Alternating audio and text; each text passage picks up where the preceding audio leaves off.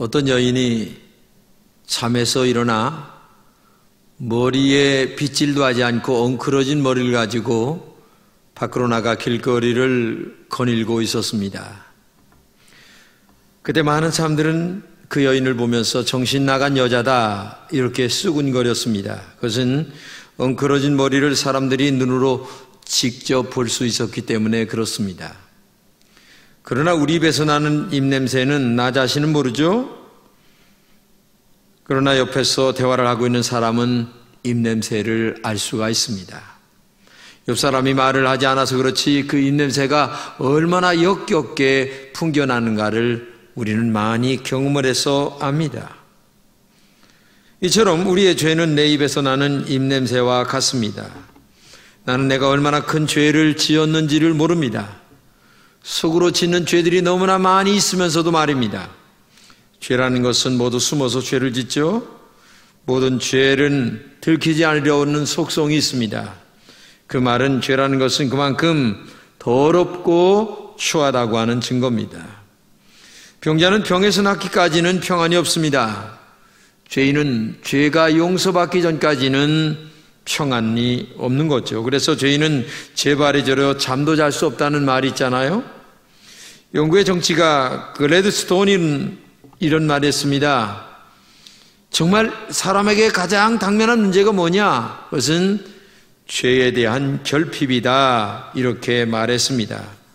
또 파스칼은 이렇게 말했습니다. 사람에게는 자신을 의인으로 여기는 죄인과 죄인으로 여기는 의인이 있다. 이런 말을 했습니다. 이처럼 현대인의 최대 위기는 죄의식의 결핍이라고 볼 수 있겠습니다. 자신의 마음속에 무서운 암 같은 병을 지니고 있으면서도 깨닫지 못하고 사는 사람들이 거의 다 전부입니다. 성도덕은 말로도 할 수 없을 정도로 타락해져 가고 있다는 사실을 우리가 알고 있습니다. 인간을 배신하는 행위는 이 사회를 정말 썩게 만들고 있습니다. 돈 많은 사람들이 갑질하는 행위를 정말 눈뜨고 볼 수 없을 정도로 만연되어 있습니다. 이런 더러운 죄악을 회개하지 않고는 진정한 평안은 우리에게 있을 수 없겠죠? 신앙생활에서 가장 중요한 문제는 죄를 회개하는 것입니다. 죄가 있는 한 하나님의 은혜와 평안을 경험할 수 없기 때문에 그렇습니다. 여러분, 본문의 이야기가 이런 이야기입니다. 예수님께서 어느 바리새인의 집에 초대되어 들어갔는데 마침 그 예수님을 따라서 어떤 여자 한 사람이 들어와서 막 울면서 눈물로 예수님의 발을 적십니다. 그녀의 긴 머리털로 예수님의 발을 닦습니다. 그리고 냄새나는 발에 예수님의 발에 입맞춤을 합니다. 그리고 향유를 깨뜨려서 그 예수님의 발에 부었다고 하는 것이 오늘 본문의 내용입니다. 근데 이런 사건이 일어나고 있을 그때에 예수님을 초청했던 이 바리새인이라고 하는 사람이 마음속으로 이런 생각을 합니다. 저 여인이 누구인가를 안다면, 또 다른 말로 얘기하면 저 여인이 얼마나 큰 죄인인가를 안다면 예수님은 왜 저 여인을 거절하지 않을까? 만약에 예수님이 진정한 예언자라 한다면 저 여인이 그런 여인이라는 것을 알 수 있을 텐데 왜 거절하지 않을까라는 마음을 가슴속에 품게 되는데, 놀랍게도 예수님은 이 바리새인 시몬의 마음을 꿰뚫어 보시면서 오늘 하신 말씀의 비유가 그런 내용이라고 하는 사실을 우리에게 말씀해 주고 있는 것입니다. 우리는 본문에서 다음과 같은 은혜를 나눴으면 합니다. 첫째는 죄인인 여인의 회개하는 행동입니다. 사람이 행동을 하는 것을 보면 그 사람의 마음을 알 수가 있습니다. 행동은 그 사람의 인격의 표현이기 때문에 그렇죠. 인간의 행동은 그 사람의 잠재의식의 표현이라고 심리학자들은 말하잖아요. 이 여인을 보게 되면 첫째, 눈물로 예수님의 발을 씻겼습니다. 바리새인은 예수님께 아무것도 하지 않았습니다. 그런데 이 여인은 눈물로 예수님의 발을 씻겼고요. 둘째는 이 여인은 머리털로 예수님의 발을 닦아드렸습니다. 셋째는 이 여인은 예수님의 발에 입맞추었습니다. 넷째는 이 여인은 예수님에게 값비싼 향유를 부어드렸습니다.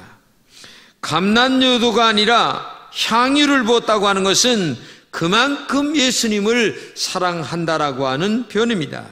이러한 이 여인의 행동은 정말 귀한 행동이었고, 그리고 이 행동이 예수님을 감동시켰습니다.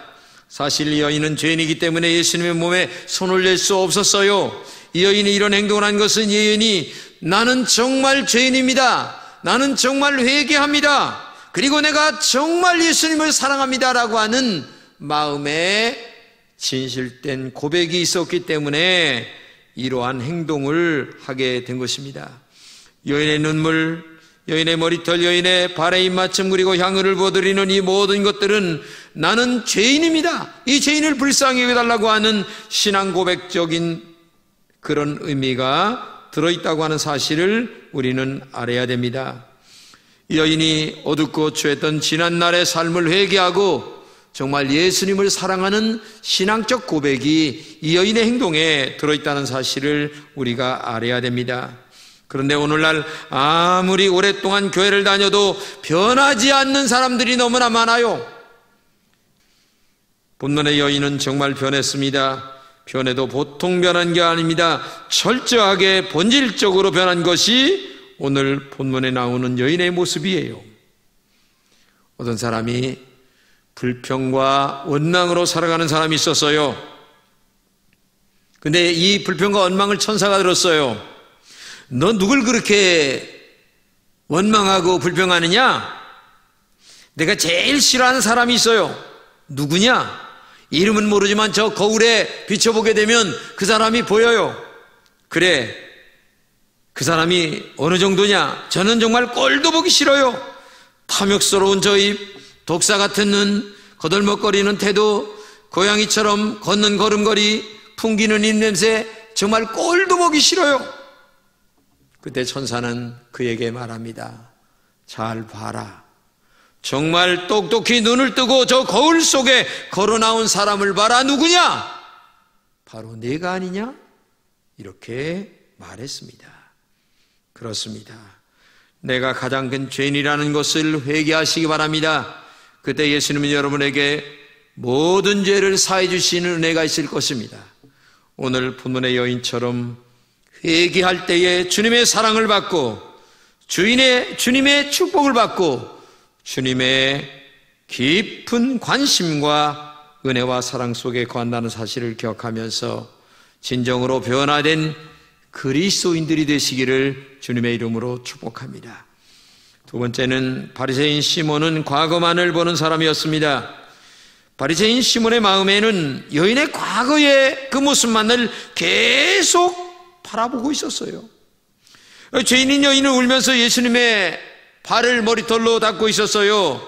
발에 입 맞춥니다. 향유를 붓습니다. 이것을 본 바리새인 시몬은 마음속으로 이런 생각을 합니다. 성경을 그대로 읽겠습니다.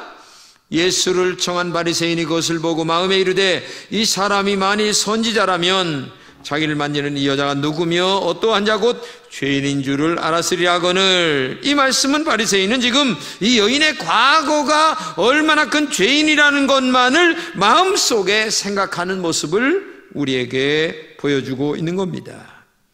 이 여인은 정말 나쁜 소문이 난 여인이었어요. 그런데 예수님은 이 여인의 모든 것을 다 알고 있으시면서도 한마디 말씀도 안 하십니다. 만약에 과거만을 따진다면 이 여인에게 가까이 할 수 없겠죠? 오늘도 역시 마찬가지입니다. 여러분과 저도 지난 과거만을 따진다면 우리가 이 자리에 나와 예배드릴 수 있겠습니까? 바울도 예수님을 믿는 사람을 잡아다가 감옥에 가두던 사람이었습니다. 모세도 과거에 살인을 했습니다.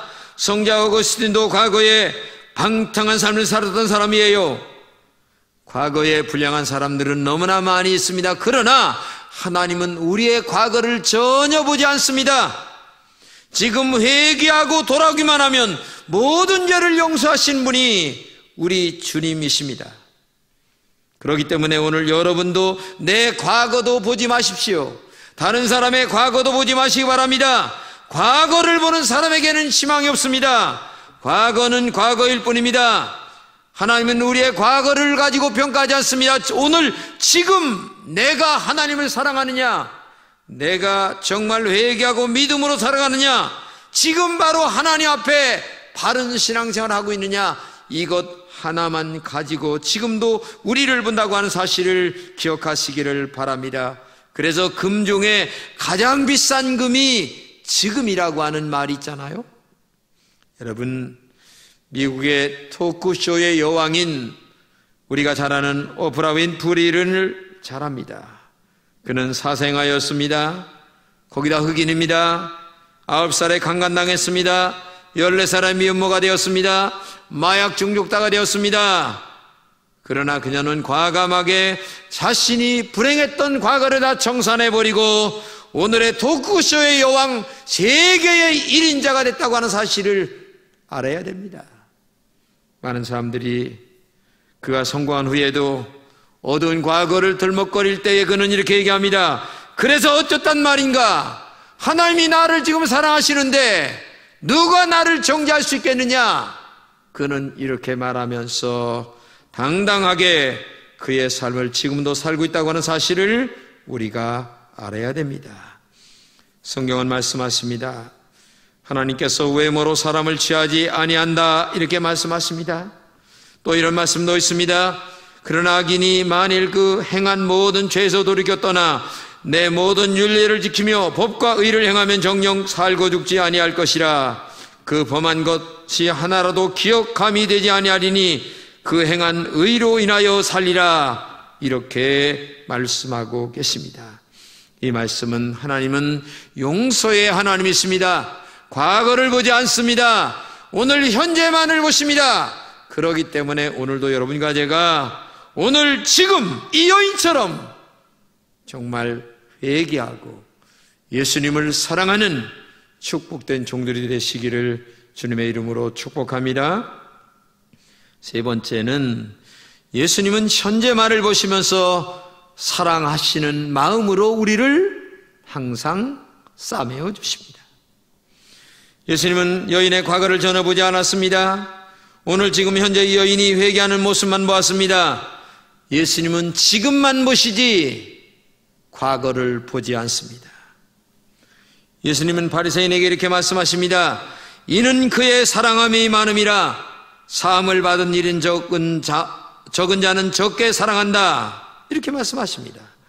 이 말씀은 바리새인 시몬은 예수님이 집에 오셨을 때에 발 씻을 물도 주지 않았습니다. 입도 맞추지 않았습니다. 감람유도 붓지 않았습니다. 그런데 죄인이라고 하는 이 여인은 입 맞췄습니다. 예수님의 냄새난 발에 정말 입을 맞추면서 얼마나 주님을 사랑했나를 직접적으로 보여주었습니다. 이 여인은 죄인이었지만은 과거의 모든 죄를 회개했다는 증거다.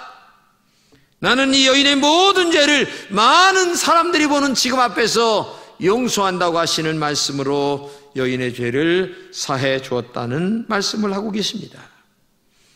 임원창이라고 하는 사람은 이런 말을 했습니다.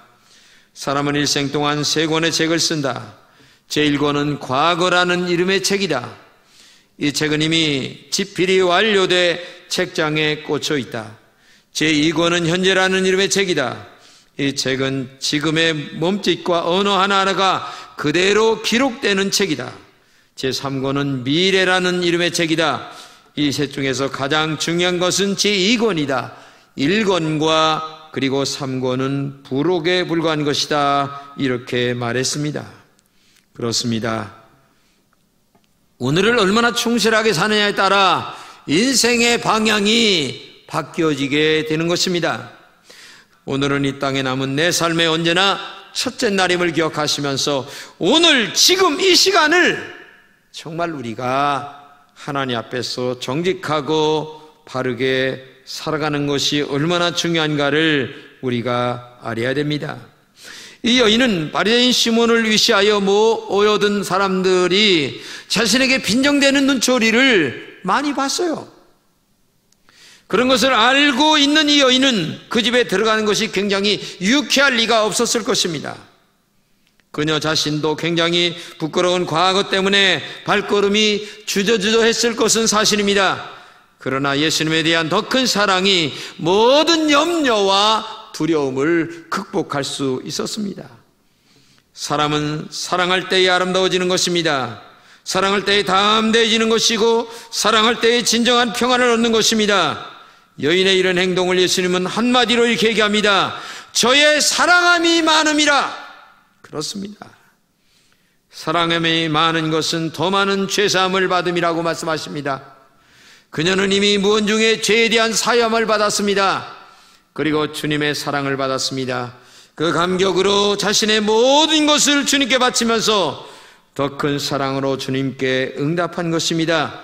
이와 같은 더 큰 사랑이 그녀의 마음속에 진정한 평안을 갖게 됐다고 하는 사실을 우리가 알아야 됩니다. 성자 베르날드는 사랑의 4단계란 말에서 이렇게 얘기합니다. 첫째는 사랑은 먼저 자신을 사랑한다. 둘째는 자신을 위해 하나님을 사랑한다. 셋째는 하나님을 위해서 하나님을 사랑한다. 넷째는 하나님을 위해서 자신을 사랑한다는 말로 결론 짓고 있습니다. 그렇습니다. 정말 하나님을 사랑하는 사람은 십자가의 보혈의 은혜로 내 존재가 얼마나 존귀하고 가치 있는 존재인가를 알게 되죠. 그러면서 자신을 사랑하고 이웃을 사랑하고 더 나아가 하나님까지 사랑하면서 믿음의 중심 속에 오직 하나님의 핵심이 되어 그의 일생을 살아간다는 사실을 우리가 알아야 됩니다. 결국 마지막으로 하나님을 위해 자신을 사랑하는 단계로 올라가 모든 사랑함이 많음이라고 하는 주님의 음성을 들을 수 있다는 얘기예요. 성경은 말씀하십니다. 먹든지 마시든지 무엇을 하든지 다 하나님의 영광을 위해서 하라 하십니다. 여기서 사랑이 완성되는 것입니다. 그 사랑에서 믿음도 완성되는 것입니다. 그 믿음에서 평안이 완전히 얻어지는 거예요. 예수님께서 여인의 행동에 대하여 마지막 결론을 내립니다. 예수께서 여자에게 이르시되 내 믿음이 너를 구원했으니 평안히 가라. 그렇습니다. 여인의 주님을 사랑한 모든 행동은 한마디로 믿음이었다고 말씀하고 계십니다. 바리새인처럼 사람에게 보이려고 한 것이 아닙니다. 오직 예수님에게 한 것입니다. 하나님에게 한 것입니다. 그리고 사람과 인간을 생각하지 아니하고 오직 믿음으로 한 것임을 우리가 알 수가 있습니다. 이 여인의 이런 행동은 결국 자신을 죄에서 구원하게 됐죠. 다른 사람들의 따가운 눈초리에서 구원 얻게 되었습니다. 진정한 평안이 여인의 가슴을 자리 잡게 됐다는 거죠. 성경 요한복음 14장에 평안을 너에게 끼치노니 곧 나의 평안을 받으라. 내가 너에게 주는 것은 세상에 주는 것 같지 아니하니라. 너희는 마음에 금신도 말고 두려워하지도 말라고 하신 것처럼 진정한 평안이 이 여인의 마음을 가득 채웠다는 거죠. 이제까지 이런 평안 한 번 가져보지 못했습니다. 그런데 오늘 진정한 회개와 예수님을 사랑하는 마음 속에서 하나님이 성령의 은혜로 주시는 이 영원한 영생 그리고 성령이 함께하는 평안만이 이 여인을 자유하게 만들었고 놀라운 축복으로 만들었다는 사실을 우리가 알아야 됩니다. 예수님이 주시는 평안과 세상의 평안을 비교하여 말씀하시는 것입니다. 세상의 평안은 외적입니다. 그리고 상대적입니다. 그리고 일시적입니다. 거기에 대한 주님의 평안은 내적입니다. 절대적입니다. 영원한 것입니다. 세상이 주는 평안은 다시 세상이 빼앗아가지만 하나님이 주시는 평안은 영원한 것, 그 어느 것도 뺏어갈 수 없도록 우리 가슴 속에 진정한 헌신으로 이어지는 주님을 사랑함으로 이어지는 그러한 평안이 우리에게 있다는 사실을 우리가 알아야 되는 것입니다. 우리 예수님께서 정말 원하시는 것이 무엇인 줄 아십니까? 성경 고린도후서 12장에 이렇게 말씀하십니다. 나의 구하는 것은 너의 재물이 아니 오직 너이니라. 이 말은 한마디로 얘기하면 예수님은 진정으로 회개하고 변화된 우리를 원하신다는 얘기입니다. 그 회개하고 변화된, 그리고 하나님이 그 가슴 속에 가득한 진정한 거듭난 사람, 그 사람이 하나님 앞에 드려지는 영적인 제물이라고 하는 사실을 꼭 기억하시기를 바랍니다. 본문의 여인처럼 완전한 헌신을 주님이 진정 요구하신다는 사실을 우리가 알아야 됩니다. 바로 이것이 진정한 영적 제사요, 우리의 몸으로 드리는 진정한 제사임을 우리가 알아야 됩니다. 이러한 사람이 진정한 영적 제물이 되는 것입니다. 여러분, 제물이 되려면 사실 동물이 죽게 되죠. 그런데 진짜 영적 산 제물이라고 하는 것은 내 자아가 죽고 내 안에 주님이 살아 역사하는 그 영적 생명체를 가지고 나와 하나님 앞에 신령과 진정으로 예배를 드릴 때에 그것이 진정한 제물이 된다고 하는 사실을 기억하고, 오늘도 하나님 앞에 나오실 때에 내 자아가 죽어야 됩니다. 성령의 은혜로 내 자아가 죽어야 합니다. 그리고 내 안에 주님이 다시 살아나는, 그리고 성령의 인도를 따라 하나님을 사랑하는 마음을 가지고 나오는 그 제사만이 진정한 살아있는 제사임을 기억하고, 하나님이 나 자신을 원하신다는 것을 기억하시면서 오늘도 진정으로 영적인 제물이 되는 여러분들이 되셨으면 하는 마음이 정말 큽니다. 진정한 믿음의 전제 조건은 회개입니다. 예수님께서 회개하고 복음을 믿으라 이렇게 말씀하셨습니다. 회개한 사람은 자신을 주님께 헌신하게 되죠. 회개와 헌신에 따르는 것은 진정한 사랑뿐입니다. 만약 여러분들이 정말 하나님 앞에 진정으로 회개했다면 주님을 정말 사랑하지 않을 수가 없습니다. 그리고 주님이 사랑하는 영혼을 사랑하지 않을 수가 없습니다. 그렇기 때문에 오늘도 주님을 사랑하시고, 주님이 사랑하는 영혼을 사랑하시고, 주님이 사랑하여 십자가에 피 흘려 죽기까지 하신 나 자신이 얼마나 가치 있는 존재인가를 다시 한번 생각하면서 나 자신도 사랑하는 여러분이 되어야 될 줄로 믿습니다. 파스칼은 이런 말을 했습니다. 하나님을 아는 데서 사랑하는 데까지는 거리가 멀다. 그렇습니다. 하나님을 알고 있는 것은 많은 사람들이 다 합니다. 그런데 안타깝게도 하나님을 사랑하지 않는 교인들 때문에 문제입니다. 여러분들 가슴 속에 손 얹고 생각해 보세요. 내가 하나님을 안다라는 것에 그친 신앙인가? 이제 한 단계 더 나아가 주님을 정말 사랑하는 단계까지 나아가 오늘 그 사랑이 예배로 연결되고 있는 것인가? 그 예배로 연결된 신앙이 나의 일주일간 또 직장이나 아니면 모든 곳에서 내 주님 사랑함이 나타나고 있는 것인가? 우리 한번 깊게 생각해 보시기 바랍니다. 여러분은 이제까지 예수님을 지식으로 아는 신앙에 머물러 있지 않나 자신에게 질문해 보시기 바랍니다. 이제는 본문의 죄인인 여인이 주님의 발에, 그 냄새나는 발에 샌들을 신고 매일 걸어다녀 발에 먼지가 묻고 냄새가 나는 그 발에 키스를 하면서 내가 죄인임을 고백하고 주님을 정말 사랑한다고 했던 이 여인처럼 오늘 우리 다시 한번 주님의 발에 입맞추는 그런 회개와 그리고 진실한 주님의 사랑이 여러분들 속에 함께하기를 주님의 이름으로 축복합니다.